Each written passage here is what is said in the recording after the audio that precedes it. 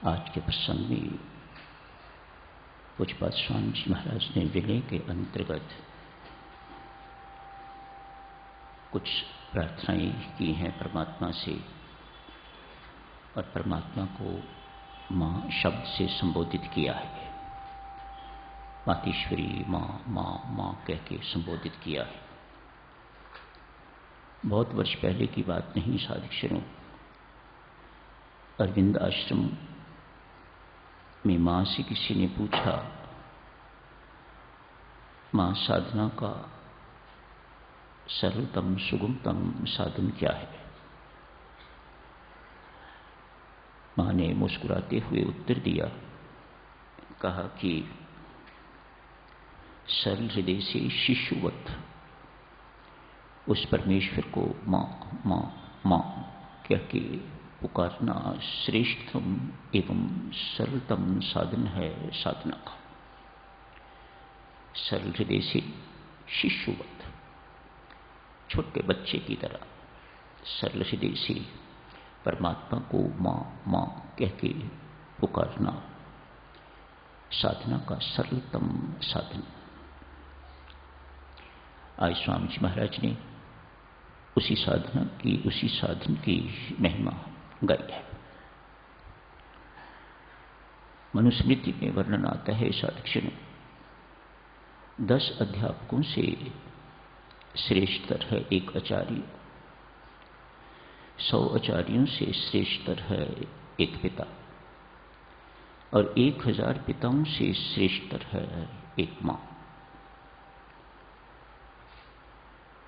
माँ की तुलना ऐसे नहीं परमात्मा से की जाती।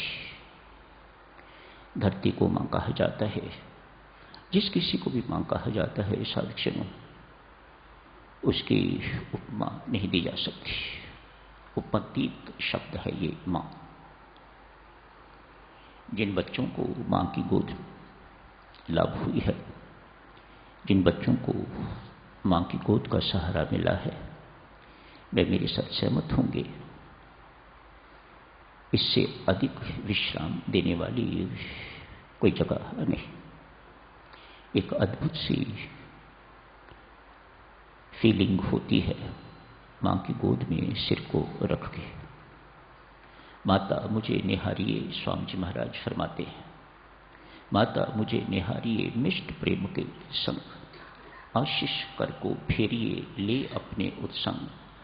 आशीर्वादों से पूर्ण अपना हाथ मेरे सिर पर फेरिए। सिर पर नहीं कहा, आशीष कर को फेरिए, मानो सारे शरीर पर अपने आशीर्वाद पूर्ण हाथ को फेरिएगा। कैसे?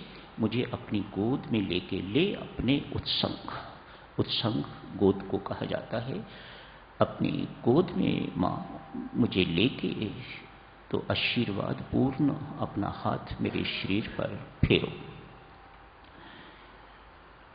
स्वामी जी महाराज की जीवनी पढ़ी जाए साधक, तो आप सबको पता ही है, उन्हें माँ बाप का प्यार नहीं मिला। बेचारे इस प्यार को तरसते ही रहे हैं स्वामी जी महाराज। फिर परमपिता परमेश्वर ने, उस जगजननी ने अपना सारा प्यार उन पर उड़ेल दिया। एक अभावग्रस्त न रहे।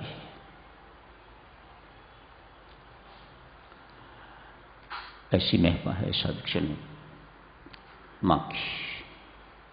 एक ऐसा संबंध, पुत्र तो बेशक मर्यादा का ध्यान रखे, लेकिन माँ नहीं रख सकती। कल्पना करो देवी, 10 साल का बच्चा जो हैंडीकैप्ड है, आज बढ़ता बढ़ता 20-21 साल का भरपूर जवानी है उसके ऊपर, बाथरूम नहीं जा सकता, स्वयं नहा नहीं सकता, कपड़े नहीं बदल सकता। ये कौन करेगा? बाप तो दफ्तर चला जाता है। ये सब कुछ मां को ही करना पड़ता है। बाप एक दफा कर भी जाएगा, दिन भर तो मां को ही, उस जवान पुत्र को संभालना पड़ता है। मानो उस वक्त मां किसी मर्यादा का ध्यान नहीं रखती। छोटे बच्चों को तो मां बड़े शौक से नहलाती है, धुलाती है, सब कुछ करती है, लाड प्यार करती है। पर बच्चा बड़ा हो जाता है तो सब कुछ खत्म हो जाता है। लेकिन मां बेचारी ऐसा नहीं कर सकती। यदि बड़ा बच्चा भी इस प्रकार की डिमांड करता है, उसे आवश्यकता है मां की, तो मां पीछे नहीं हटती। ये मां की महिमा है। वह मर्यादा की परवाह नहीं करती। सुंदर पवित्र संबंध मां पुत्र का। स्वामी जी महाराज को जिस वक्त साक्षात्कार हुआ है, उस वक्त स्वामी जी महाराज परमेश्वर को मां मां कह के ही पुकार रहे थे। मां मेरा मार्गदर्शन करो। दर्शनों के लिए नहीं, मेरा मार्गदर्शन करो। मैं क्या करूं? मेरा पथ प्रदर्शन कर मेरी मां। मैं इस वक्त एक बेसहारा बच्चा हूं। तो फिर मां ने सुनी।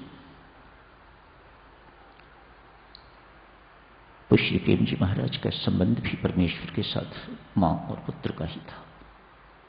सो ये हमारी परंपरा है।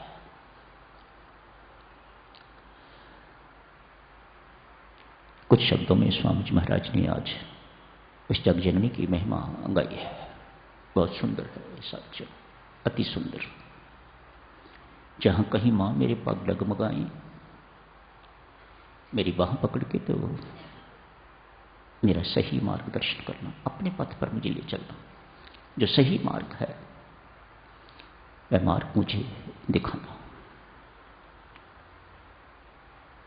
मानो एक ऐसा संबंध, बाबा कहो, बाप कहो, गुरु कहो, स्वामी कहो, इन सारे संबंधों से तो व्यक्ति मुख मोड़ सकता है। लेकिन मां कहो तो परमात्मा मुख नहीं मोड़ सकता। ऐसा ऊंचा और घनिष्ठ संबंध है। कुछ अद्भुत सी ताकत, विलक्षण ताकत है इस शब्द में, मां में। आइए साधक, जो चर्चा छोड़ी थी उसे जारी रखते हैं। अन्न पते ये अन्न है तेरा दान महान, करता हूं उपभोग में परम अनुग्रहमान। अन्न पते दे अन्न शुभ, देव दयालु उदार, पाकर तुष्टि पुष्टि को करूं कर्म हितकार। करूं कर्म हितकार की चर्चा चल रही थी। पाकर तुष्टि पुष्टि को करूं कर्म हितकार। तृष्णा का कोई स्थान नहीं, खाते जाना का कोई स्थान नहीं। जितना दान परमात्मा तूने दिया है उसी में तुष्टि पुष्टि पाके तो मैं हित कर कर्म करूं। दूसरों के लिए जो हितकारी कर्म है वह है कर्म। किस लिए अन्न खा रहा हूं, किस लिए तेरा दान दिया हुआ सेवन कर रहा हूं, ग्रहण कर रहा हूं, इसलिए कर्म कर्म हितकार। तुष्टि पुष्टि, मुझे मेरी तुष्टि भी हो। प्रत्येक ग्रास आप खाते हो तो भूख मिटती जाती है। जब तुष्टि हो जाती है तो आप खाना बंद कर देते हैं। तुष्टि पुष्टि, जो भोजन तो परमेश्वर दे रहा है मुझे, उससे मेरी तुष्टि भी हो और स्पुष्टि भी हो। मेरा शरीर हृष्टपुष्ट हो। करूं कर्म हितकार, ताकि मैं औरों के लिए हितकर कर्म कर सकूं, अपना सब कुछ औरों को दे सकूं। इसी पर साधक चलो, पिछली बारी आपने देखा था एक संत जो दर्जी का काम करता है, अपने अंतिम शब्दों में यही समझाता है ना, अच्छाई तो बांटो। कितने सुंदर शब्द हैं, अच्छाई तो बांटो। लेकिन यदि बुराई का टोकरा या बुराई का बोझ सिर पर आ गया है, स्वयं ढोते हुए ध्यान रखना दूसरे इस बुराई से कैसे बच सकें। कितने गंभीर, कितने गहन शब्द हैं।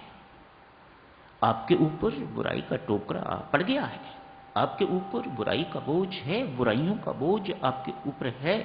लेकिन एक साधक के नाते हमारा क्या कर्तव्य बनता है कि उन बुराइयों को स्वयं तो झेल लो, लेकिन और इन बुराइयों से किस प्रकार से बच सकें, इस पर आपकी दृष्टि होनी चाहिए। खोटे सिक्के, याद है ना, वह व्यक्ति इस संत दर्जी को खोटे सिक्के लेके जाता है। वह इन खोटे सिक्कों को क्या करता है, धरती में दबा देता है ताकि ये किसी के हाथ ना लगे। बुराइयों का टोकरा सिर पर तो पड़े, लेकिन दूसरे इन बुराइयों से कैसे बचें, एक साधक को इस बात का ध्यान रखना चाहिए। एक गांव है साधुजनों, कुछ किलोमीटर दूरी पर एक आश्रम है। इस गांव में एक बहुत अमीर धनाढ्य महिला है, साथ ही एक गरीब पड़ोसन का घर भी है, दोनों साथ साथ है। मध्य रात्रि का समय होगा। आज किसी ने अमीर महिला का द्वार खटखटाया।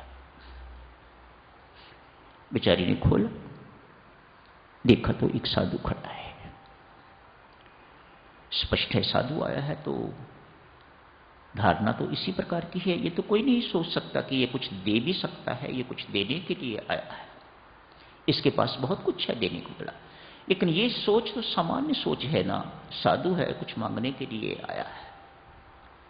उस अमीर महिला ने भी यही सोचा है, अतएव अंदर आने को भी नहीं कहा।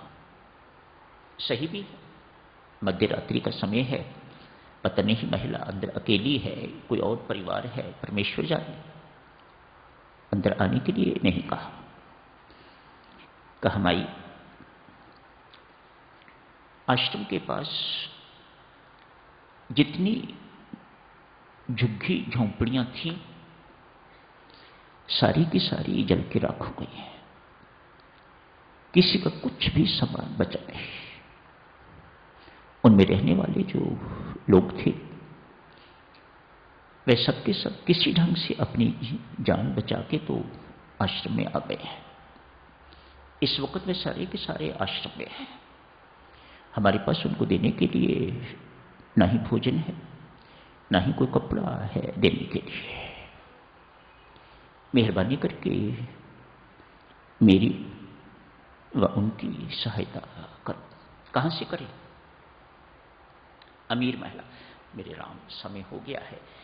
अमीर महिला कहती है, कहां से करूं, समय हमारे पास कुछ नहीं, खाने को अंदर अन्न नहीं, एक कंबल जिसको ओढ़ के मैं सोती हूं, इत्यादि इत्यादि कुछ चीजों की गिनती करा दी। इसके अतिरिक्त कोई नहीं। और जोर से ठाक करके द्वार बंद कर दिया।